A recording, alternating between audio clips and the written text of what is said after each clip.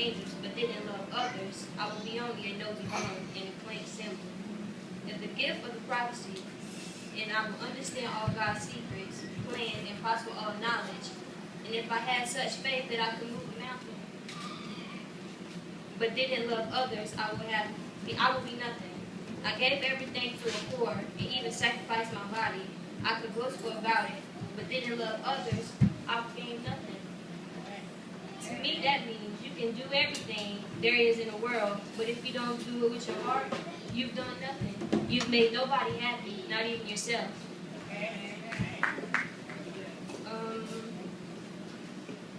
With that being said, you can do anything there is, but if you don't do it with love in your heart, you've done nothing.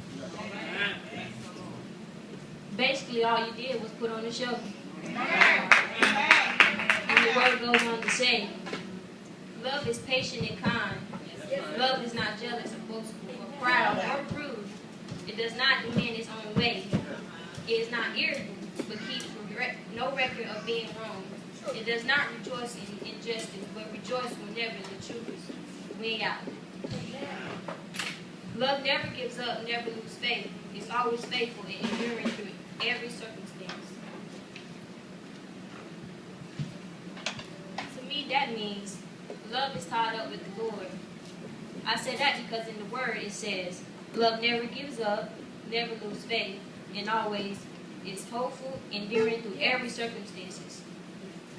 Love is obvious the way to go because if everything has failed in your life and everyone has turned their back on you, God is always there. His love is always there. We complain sometimes about getting up, going to church. Your mama always dragging you out to bed about getting to church. But if you go with what your mama said, you're not going to gain anything.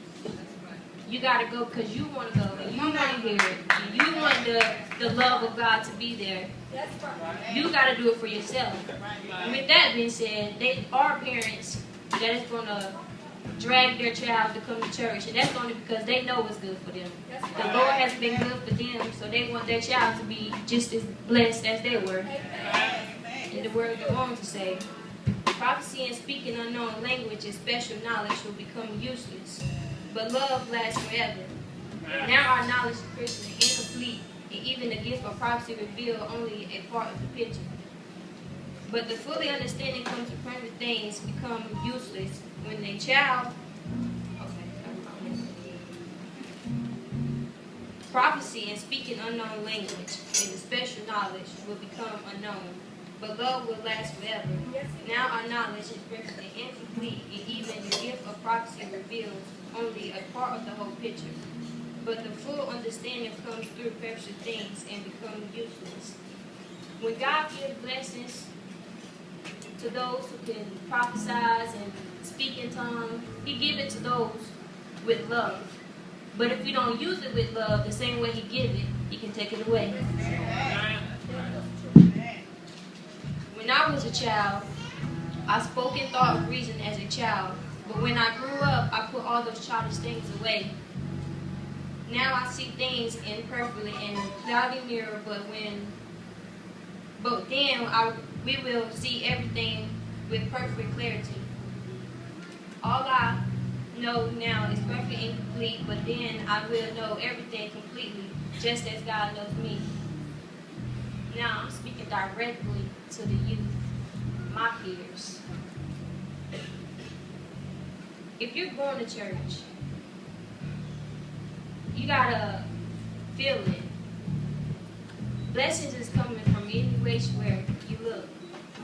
If you love the Lord, let Him know that you love Him.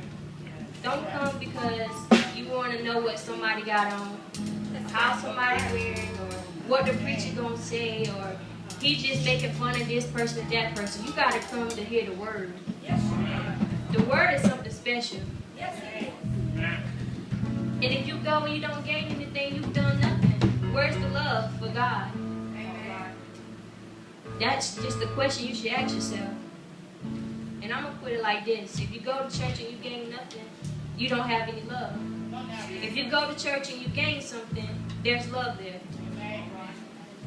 Then the last part of this chapter says, 3 things will last forever: faith, hope, love, and the greatest of these is love. Pastor Keith was telling me a story about his life when he was younger. He said his mom had brought him and his sister up in the church. And when his mom got ill and couldn't go on some Sundays, his sister decided she wanted to go play outside while he was in there getting ready for church. He walked to church. That wasn't nothing but the love that he had for the church and of God. And I feel like if he was young like that, doing those things, making sacrifices, walking to church, us as peers, teenagers and stuff, we can do the same. God uses us at a young age, and you just got to go with the flow. But then, I want y'all to all realize, whenever you do something, just ask yourself, did you do it from the heart? Did you have love with it? But then, if you don't know, only you and God knows. God knows you more than we do ourselves. So, just take that advice. The number 1 love is the love of God. The second one is from your parents. So when your parents telling you to come to church, it's only for a good reason. Not because they don't want you to, but it's to install the love of God inside you. And that's all I have for you guys today.